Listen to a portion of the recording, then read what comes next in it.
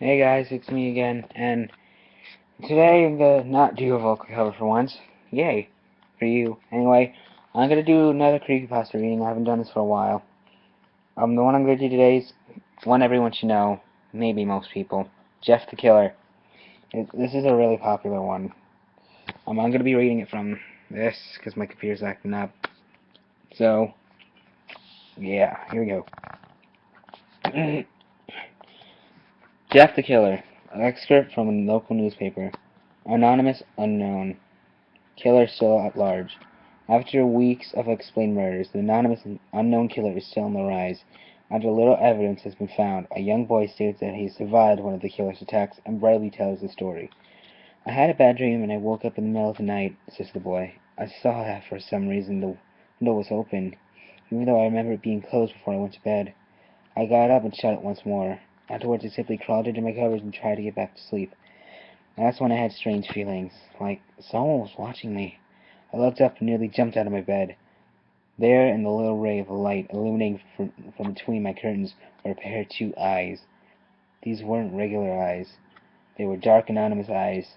They were bordered in black and just plain out terrified me. That's when I saw his mouth, a long, horrendous smile that had made every hair in my body stand up. The figure stood there, watching me. Finally, after what seemed like forever, he said a simple phrase, but said it only a madman would speak. He said, "Go to sleep." I let out a scream, and that's what sent him at me.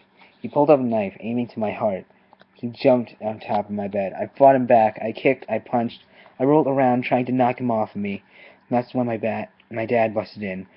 The man threw the knife. It went into my dad's shoulder. The man probably would have finished him off if only the neighbors hadn't alerted the police.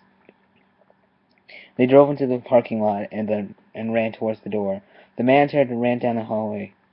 I heard a smash like glass breaking. As I came out of the room, I saw the window that was pointed toward the back of my house was broken. I looked out to see him vanish into the distance. I can tell you one thing. I will never forget that face, those cold, evil eyes, and that psychotic smile. It will never leave my head. Police are still on the lookout for this man. If you see anyone that fits the description in the story, please contact your local police department. This is where his story comes up. Jeff and his family had just moved into a new neighborhood. His dad had gotten a promotion at work, and they thought it would be the best to live in one of those fancy neighborhoods. Jeff and his brother Louie couldn't complain, though. New, better house. What was not to love? As they were getting unpacked, one of their neighbors came by. "Hello," she said. "I'm Barbara. I live across the street from you." "Well, I just wanted to introduce myself and to introduce my son." She turns around and calls her son over. "Billy, these are our new neighbors." Billy said hi and ran back to play in his yard. "Well," said Jeff's mom, "I'm Margaret, and this is my husband Peter, and my two sons Jeff and Louie." They each introduced themselves, and then Barbara invited them to his son's birthday. Jeff and his brother were about to object when their mother said that they would love to. When Jeff and his family are done packing, Jeff went up to his mom. "Mom, why would you invite us to some kid's party? If you haven't noticed, I'm not some dumb kid." "Jeff," said his mother, "we just moved in. We just moved here. We should know. We should show that we want to spend time with our neighbors. Now we're going to that party, and that's final." Jeff started to talk, but stopped himself, knowing that he couldn't do anything. Whenever his mom had said something, it was final. He walked into his room and plopped down on the bed. He sat there looking at the ceiling, when suddenly he got a weird feeling. Not so much pain, but a weird feeling. He dismissed it as just some random feeling he heard. His mother calmed down to get his stuff and walked down to get it. The next day, Jeff walked downstairs to get breakfast, got ready for school. As he sat there eating his breakfast, he once again got that feeling. This time it was stronger. It gave him a slight tugging pain, but he once again dismissed it. As he and Louis finished breakfast, they walked down the bus stop. They sat there, waiting for the bus, and then, all of a sudden, some kids with skateboards jumped over them, only inches above their laps. They both jumped back in surprise. "Hey, what the hell?" The kid landed and turned back to him. He kicked the skateboard up and caught it with his hand. The kid seemed to be about 12, 1 year younger than Jeff. He wears an Aeropostale shirt and ripped blue jeans. Well, well, well, it looks like we got some new meat. Suddenly, two other kids appeared. One was super skinny and the other was huge. Well, since you're new here, I'd like to introduce ourselves. Over there is Keith. Jeff and Louie looked over to the skinny kid. He had a dopey face and that you wouldn't expect a sidekick to have. And he's Troy. They looked over to the fat kid. Talk about a tub of lard. This kid looked like he hadn't exercised since he was crawling. And I said the first kid, am and I, said the first kid, am Randy. Now for all of you kids in this neighborhood, there is a small price for bus fare, if you catch my drift. Louis stood up and ready to punch for the light out of the kid's eyes, when one of his friends pulled a knife at him. Tisk, tisk, tisk. Sorry. I had hoped that you would be more cooperative, but it seems you must do this the hard way. The kid walked up to Louis and took his wallet out of his pocket. Damn it. Jeff got the feeling again. Now it was truly strong, a burning sensation. He stood up, and Louis gestured to him to sit down. Jeff ignored him and walked up to the kid. Listen here, you little punk. Give back my bro's wallet or else. And he put the wallet in his pocket and pulled out his own knife. Oh, and what will you do? Just as he finished the sentence, Jeff popped the kid in the nose. As Randy reached for his face, Jeff grabbed the kid's wrist and broke it. Randy screamed and Jeff grabbed the knife from his hand. Troy and Keith rushed Jeff, but Jeff was too quick. He threw Randy to the ground, and Keith lashed out at him, but Jeff ducked and stabbed him in the arm. Keith dropped his knife and fell to the ground screaming. Troy rushed him too, but Jeff didn't even need the knife. He just punched Troy straight in the stomach and Troy went down. As he fell, he puked all over. Louis could do nothing but look in amazement at Jeff. Jeff, how'd you... What... That was all he said. They saw the bus coming, and they knew they'd get blamed for the whole thing. So they started running as fast as they could. As they ran, they looked back and saw the bus driver rushing over to Randy and the others. As Jeff and Louis made it to the school, they didn't dare tell what happened. All they did was sit and listen. Louis just thought of that as his brother beating up a few kids, but Jeff knew it was more. It was something scary, and he got that feeling he felt powerful was the urge to just hurt someone. He didn't like how it sounded, but he couldn't help feeling happy. He felt the strange feeling going away and stay away in the entire day of school. Even as he walked home due to the whole thing near the bus stop and how he probably wouldn't be taking the bus anymore, he felt happy when he got home. His parents asked him now how his day was, and he said it in a somewhat ominous voice, "It was a wonderful day." Next morning, he heard a knock on his front door. He walked down to find two police officers at the door. His mother looking back at him with an angry look. "Jeff, these officers tell me that you attacked 3 kids. That it wasn't regular fighting, and they were stabbed." "Stabbed, son!" Jeff's gaze fell to the floor, showing his mother that it was true. "Mom, they were the one who pulled the knives on me and Louie." "Son," said one of the cops, "we found 3 kids, 2 stabbed, 1 having a bruise on his stomach, and we have witnesses proving that you fled the scene. Now, what does that tell us?" Jeff knew it was no use. You could say him and Louie had been attacked, but then there was no proof. It was not them who had attacked first. They couldn't say that they weren't fleeing because, truth be told, they were. So Jeff couldn't defend himself or Louie. "Son, call down your brother." Jeff couldn't do, since it was him who beat up the other kids. "Sir, it was me. I was the one who beat up the kids. Louie tried to hold me back, but he couldn't stop me." The cop looked at his partner, both sad. "Well, kid, looks like you're in jury." "Looks like a year in juvie." "Wait," says Louie. They all looked at him to see him holding a knife. The officers pulled their guns and locked him on Louie. "It was me. I beat up those little punks. I have the marks to prove it." He lifted up his sleeve to reveal several cuts and bruises as they would struggle. Son, just put the knife down," said the officer. Louie held up the knife and dropped it to the ground. He put his hands up and walked over to the cops. "No, Louie, it was me. I did it." Jeff had tears running down his face. "Huh?" I can't speak. Huh? Poor bro. Huh? Poor bro. Trying to take the blame for what I did? Well, take me away. The police led Louis to the patrol car. Louis, tell them it was me. Tell them it was me.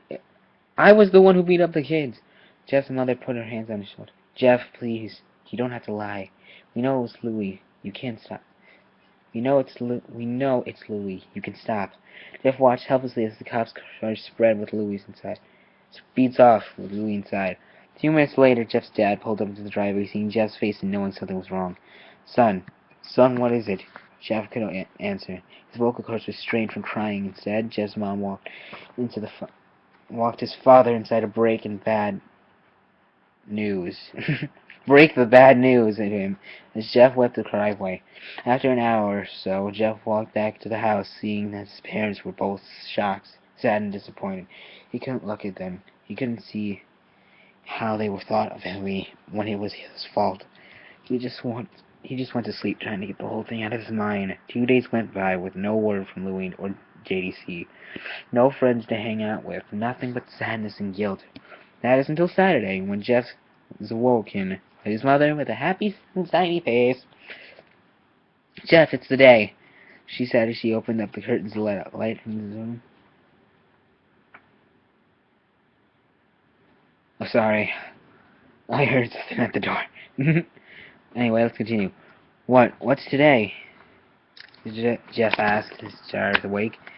Why, it's Billy's party. He was now fully awake. Mom, you're joking, right?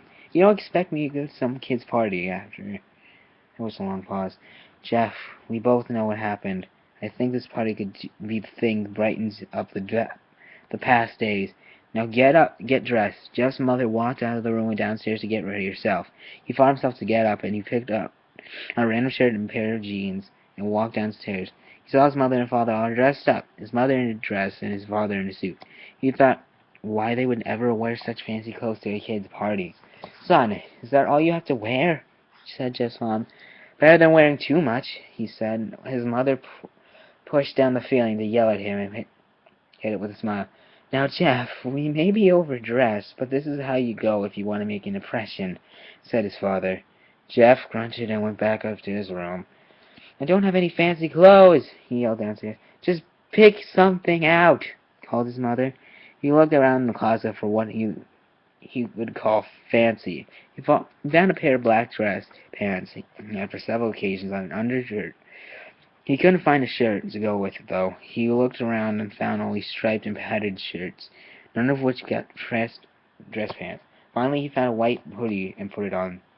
You're wearing that? They both said. His mother looked at the watch. Oh no, time to change. Let's just go.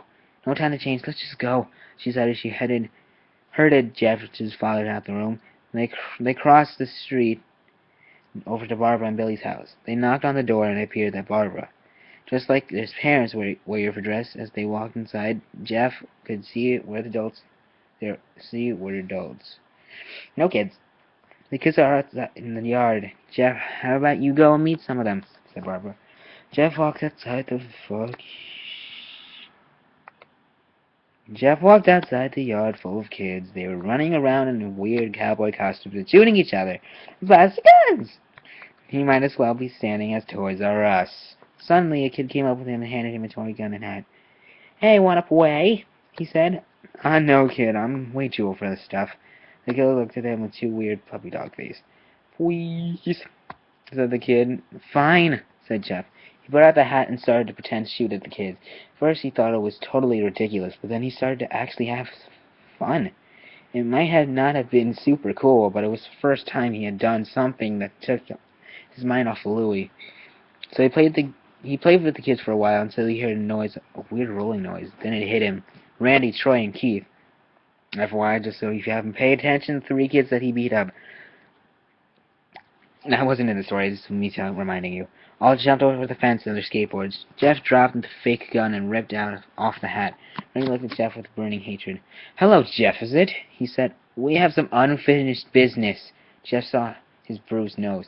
I think we're even. I beat the crap out of you, and you got my brother sent to JDC. Randy got an angry look in his eyes. Oh, no.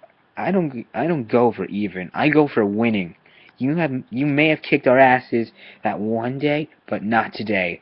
As he said that, Randy rushed at Jeff. They both fell to the ground. Randy punched Jeff in the nose, and Jeff grabbed him by the ears and headbutted him. Jeff pushed Randy off of him, and both rose to their feet.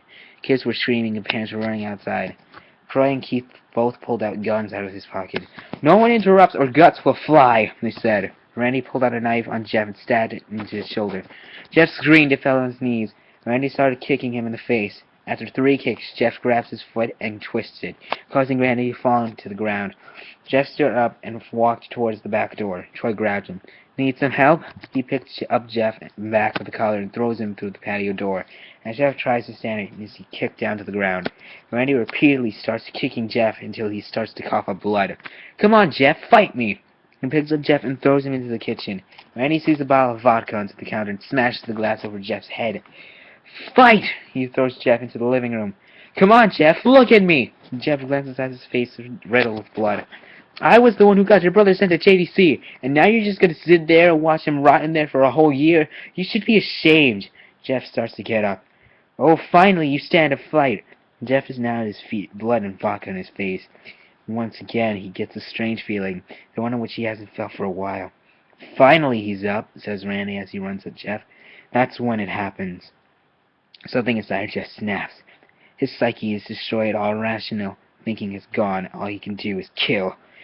He grabs Randy and drives him to the ground. He gets on top of him and punches him straight to the heart. The punch causes Randy's heart to stop. As Randy gasps for breath, Jeff jams down on him. Punch after punch, blood gushes from Randy's body until he takes one final breath and dies. Everyone's looking at Jeff now. The parents and the crying... Oh, sorry, hold on. The crying kids, even Troy and Keith. Although they easily break from their gaze and point their guns at Jeff, Jeff sees the guns trained on him and runs for the stairs. As he runs, Troy and Keith let out fire at him, each shot missing. Jeff runs up to the stairs. He hears Troy and Keith follow up behind him. As they let out their final rounds of bullets, Jeff ducks into the bathroom. He grabs the towel rack and rips off the wall. Troy and Keith and recent knives already. Troy swings his knife at Jeff, who backs away and bangs the towel rack into Troy's face. Troy goes down hard, and now all that's left is Keith. He's more agile than Troy, though and ducks when Jeff swings the towel rack. He dropped the knife and grabbed Jeff by the neck. He pushed him to the wall. A thing of bleach fell down on top of him from the top shelf.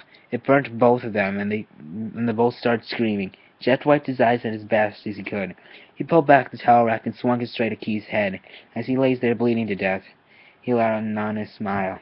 "What's so funny?" asked Jeff. Keith pulled out a lighter and switched it on. "What's funny," he said, "is that you're covered in bleach and alcohol." Jeff's eyes widened and Keith threw the lighter at him. As soon as the flames made contact with him, the flames ignited in alcohol and vodka, while the alcohol burned him and the bleach bleached his skin. Jeff let out a terrible screech as he caught on fire. He tried to roll out the fire, but it was no use. The alcohol had made him walk inferno. He ran down the hall and fell down the stairs. Everybody started screaming as they saw Jeff, now a man on fire, drop to the ground, nearly dead. The last thing Jeff saw was his mother and the other parents trying to extinguish the flames. That's when he passed out. When Jeff awoke, he had a cast wrapped around his face. He couldn't see anything, but he felt a cast around his shoulders and stitches all over his body. He tried to stand up, but he realized there was some tube on his arm, and when he tried to get up, it fell out, and the nurse rushed in. "I don't think he can get out of bed just yet," she said as she put him back into bed and reinserted the tube. Jeff sat there with no vision, no idea what his surroundings were. Finally, after hours, he heard his mother. "Honey, are you okay?" she asked Jeff to an answer, though his face was covered and he was unable to speak. "Oh, honey, I have great news. After all the witnesses told the police that Randy had confessed to trying to attack you, they decided to let Louie go." This made Jeff almost bolt up, stopping halfway and remembering the tube coming out of his arm. "He'll be out tomorrow, and then you two will be able to come together again." Jeff's mother hugs Jeff and says goodbye. The next couple of weeks were those where Jeff was visited by his family. And then came the day where his bandages were to be removed. His family were all there to see it, and what it looks like. As the doctor unwrapped the bandages from Jeff's face, everyone was out on the edge of their seats. They waited until the last bandage, holding the cover over his face, almost removed. "Let's hope for the best," said the doctor. He quickly pulls up the cloth, letting the rest of Rust falls from Jeff's face. Jeff's mother screams in the sight of his face. Louis and Jeff's dad stare, awe struck out his face. What? What happened to my face?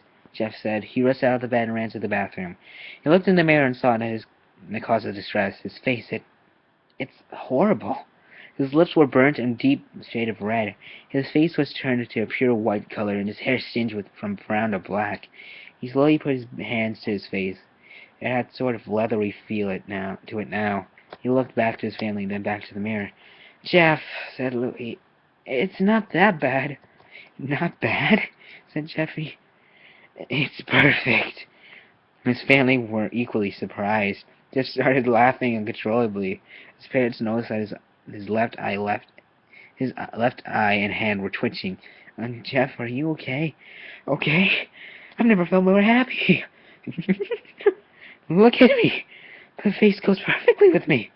He couldn't stop laughing. He stroked his face, feeling it, looking at it in the mirror. What caused this? Well, you may recall that when Jeff was fighting, something in his mind, his sanity snapped. Now he had left his crazy killing machine. His parents he didn't know. Doctor, said Jeff, is my son all right? You know, in the head? Oh yes, his behavior is typical for patients that have taken large amounts of painkillers. If his behavior doesn't change in a few weeks, bring him back and we'll give him psychological help. Well, thank you, doctor. Jeff's mother went out over to Jeff. Jeff, sweetie, time to go. Jeff looked away from the mirror and his face still formed a crazy smile. Hey, Mommy. His mother took him by the shoulder and took him to get his clothes. By the way, since Jeff's like this, I'm gonna go crazy. I'm gonna try and do a maniac voice. Oh no! Oh no! Okay. Sorry. This is what came in. Oh no. I'm having lag. Oh no! I gotta finish this. By the way, that's Andrew. If you're hearing him, or Dover Demon, you could say something, Andrew. What? There you go. Never mind. Hurry up and leave.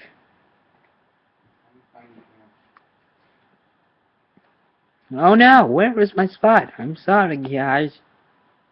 I'm having lag. No! Oh, here we are. This is what came in, said the lady at the desk. Jeff's mom looked down to see the black dress pants and white hoodie her son wore. Now they were clean of blood and now stitched together. Jeff's mother led him into this room and made him put his clothes on.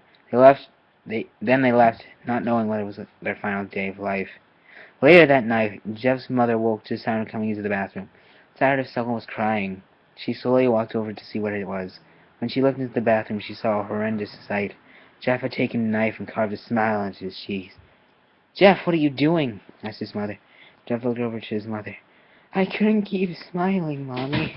It hurt after a while. Now I can smile forever. Jeff's mother noticed his eyes were inch black. Jeff, your eyes. His eyes were seemingly never closing. I couldn't see my face. I got tired and my eyes started to close.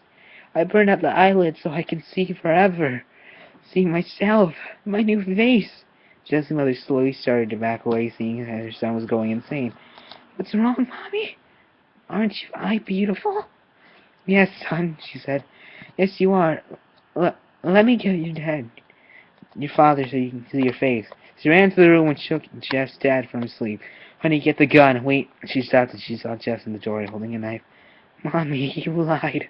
And that's the last thing they hear as Jeff rushes them and gutting them both. His brother Louis woke up startled with some noise. He didn't hear anything, so he just shut his eyes and tried to go back to sleep.